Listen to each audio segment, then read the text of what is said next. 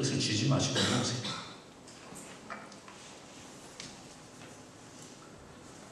그 다음에 부르심입니다.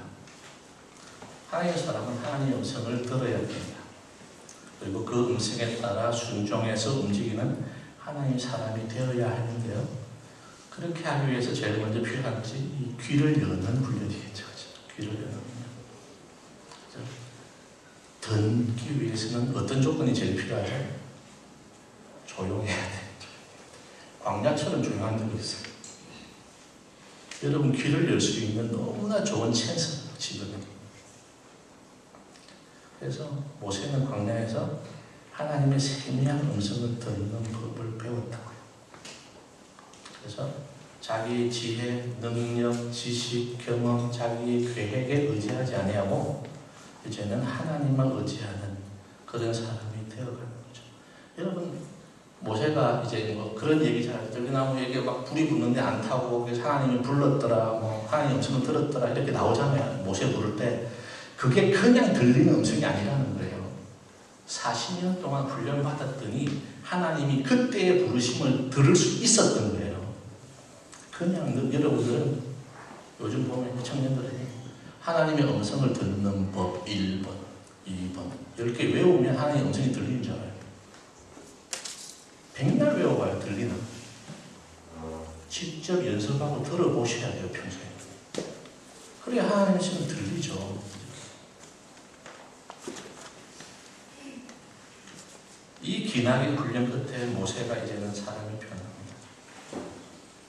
유능한 사람을 하나님께서 찾지 않아요. 제가 볼 때는. 내가 조금 잘난 점도 있겠죠. 뭐 지식도 있고 지혜도 좀 있고 있겠죠. 그러나 자신의 무능함과 무력함을 깨닫고 그렇지만 내가 무력하나 하나님께 쓰임 받고 싶어요 하시는 사람들을 찾으신다고요. 그래야 나로 인해 된 것이 아니라 하나님으로 인해 열매가 맺어진 것을 분명하게 나타내 보여주기 때문에 그런 거예요. 훈련은 왜 필요한가요? 히브리서 12장 5절에서 8절까지 보니까 사랑하시는 자를 훈련하신다고 했습니다.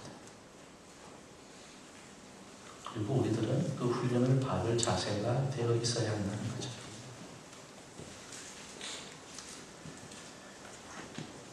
어려운 상황이나 고통이 다가올 때요. 훈련을 주시는 하나님의 절대적인 사랑이 나만 신뢰하는 그 장면에서 벗어나서 하나님의 사랑을 깊이 신뢰하는 사람으로 변화될 수 있는 거예요. 훈련이 그 당시에는 즐겁지도 않고 슬퍼 보이지만요. 히브리서 12장 8절 말씀은요. 열매를 얻게 된다고 그랬어요. 하나님의 훈련은 반드시 목적이 있고 열매가 보장이 되어 있어요. 이게 하나님의 약속이에요. 여러분은 어때요? 여기에 보면은 제가 이렇게 필기할 수 있게 문제를 만들어 놨어요. 5번에 나의 광야. 여러분의 신앙의 역사는 어때요? 여러분의 과거에는 어땠어요? 지금은 어때요? 잠깐 함께 묵상하는 시간 잠깐 가질게요.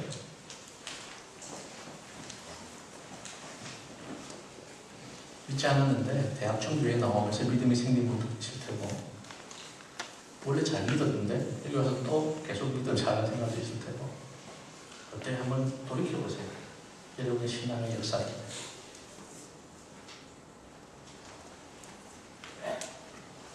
그리고 이 유학 생활이 이 에나보에서 사는 이 생활이 광야의 생활이라고 가정을 하면은 지금 내 인생의 이 장면은 어디에 와 있는 거예요?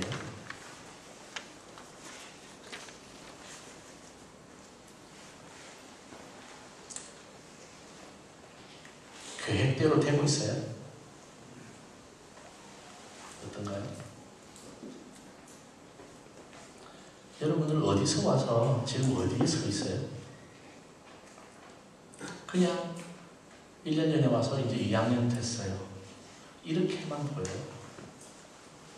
아니면 나는 하나님께 쓰임받는 과정 속에 그 훈련의 과정 속에 정말 놓여있다라는 생각을 해보진 않으셨어요?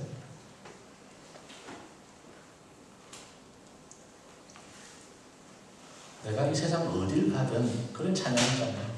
어느 곳에서든 찬양하리, 어느 곳에서든 예배하리. 정말 그렇게 생각하세요? 제가 몇 번 이거 수련회 중에 챌린지했어요. 매일의 삶 속에 예배하고 그렇게 살겠대요. 여러분 정말 그렇게 고백하세요? 여러분이 하신 말이에요? 아니면 남이 들려준 얘기예요?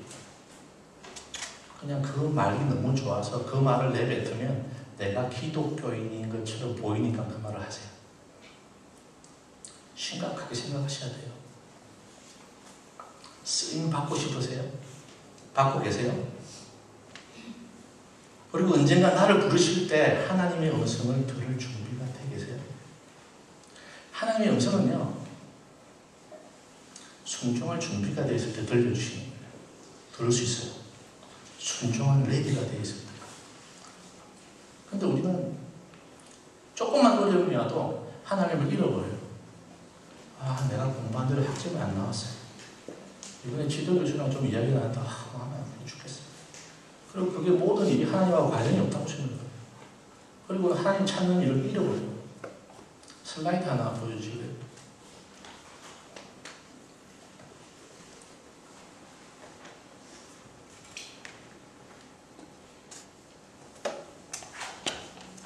이게 지금 수단, 아프리카에 있는 수단의 지도예요.